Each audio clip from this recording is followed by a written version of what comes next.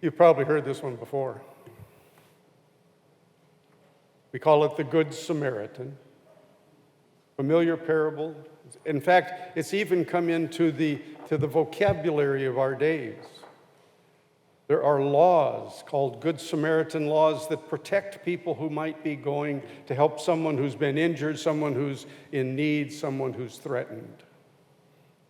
There's the Good Samaritan Society.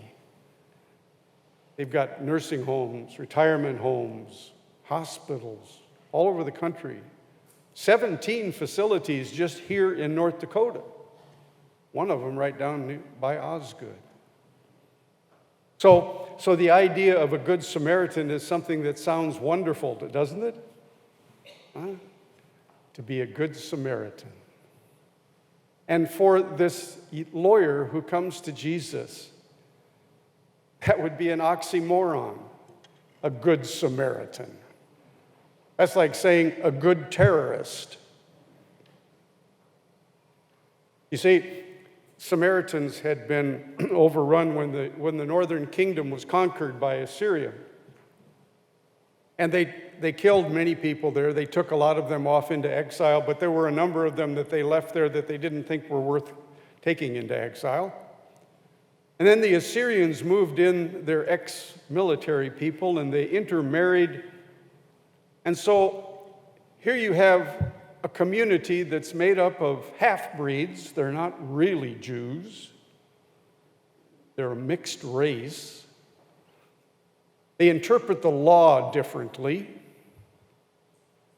And besides that, they worship in the wrong place.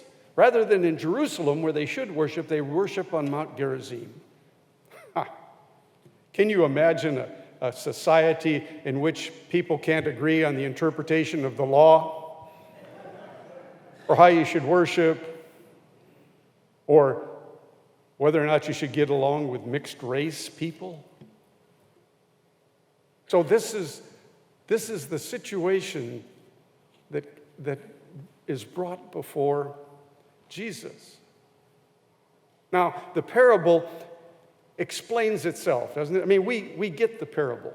There are always warnings by preaching experts that say, don't try to take apart the parable. It speaks for itself. We get the idea. And in fact, Jesus makes it pretty clear at the end, doesn't he? Go and do likewise. Be just like that Samaritan. But there are also those who would love to advocate picking your spot in the parable. Lots of preachers like to do that. Who do you identify with in this parable? Are you the priest or the Levite who wants to pass by on the other side? I'm sure none of you have done this, but some people, when they come up to the corner and there's someone there with a sign that says need help, you kind of direct your attention off to this side. Something must be happening on the other side of the car that I have to pay attention to. You drive on. And you pass by on the other side. Yeah, we've all done that. Or would you see yourself as the one in the ditch, the one in need of help, the one that needs somebody to come and rescue them? Maybe that'd be a good place to be. Or maybe you think of yourself as the Good Samaritan, out there doing all sorts of good deeds for people that you don't even know. I want to suggest something different. I want to suggest that we stand outside of the parable and listen to the parable as it addresses us. Because the question that the lawyer asked is incredibly important. You see, he's been challenged by Jesus. What's the law say? Well, he knows the law very well. From Deuteronomy, what they call the Shema, Hear, O Israel. Love the Lord your God with all your heart, with all your soul, with all your might, and with all your strength and your mind. And from Leviticus, love your neighbor as yourself. He's got it nailed down. After all, he is an expert in the law, the Mosaic law. He's not one that takes people to court for civil cases. And so he understands those greatest commandments, but he understands them in terms of his tradition. Because you see, his tradition would say, your neighbor is a fellow Israelite. And he wants to make sure that that's still the case. You see, implied in his question is not so much who is my neighbor, but who isn't my neighbor. Aren't there some limits here? Who do I not have to take care of? And so that provokes the parable. And by the time he gets done with the parable, no doubt this poor man is shocked. In fact, I dare say everyone within earshot of Jesus is shocked by this parable. He couldn't possibly mean this. He couldn't possibly lift up a Samaritan as one who would be a neighbor, one who draws near. Nevertheless, Jesus asks him, who was the neighbor? He can't even bring himself to say the Samaritan. He simply says the one who showed mercy. You see, I think in this whole little episode, Luke is lifting up those lines that have been drawn between people, between individuals, between groups of people, between countries, between races, between philosophies. He's lifting up those lines and says, these are artificial. They aren't real.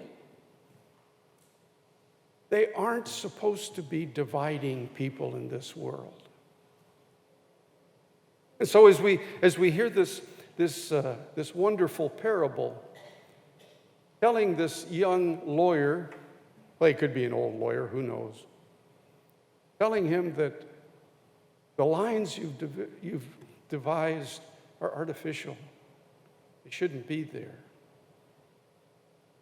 Do we hear that today? Do we hear Jesus proclaiming this to us?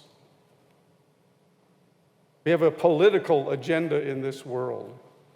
For some reason, we have Democrats and Republicans, independents, the list goes on. And for some reason, we can't get together.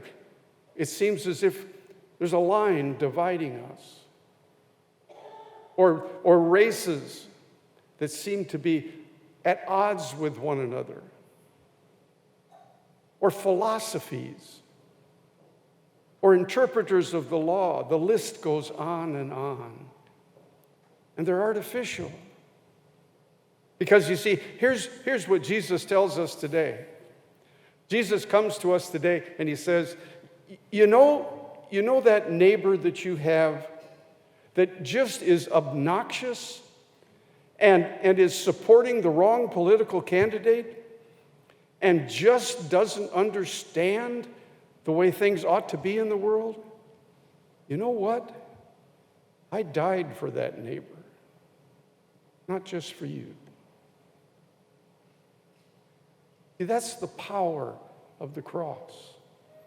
The cross eliminates the barriers, and we find out that we are all created in God's image, that we're all God's children, that this one who went to the cross did that to draw the whole world to himself.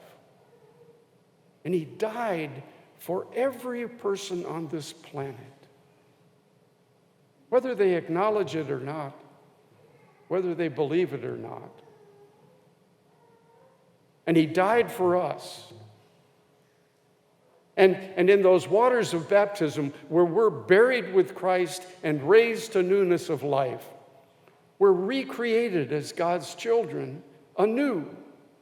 We're empowered with the gift of God's Spirit to love those who we thought were most unlovable, but who we discover are loved dearly by God.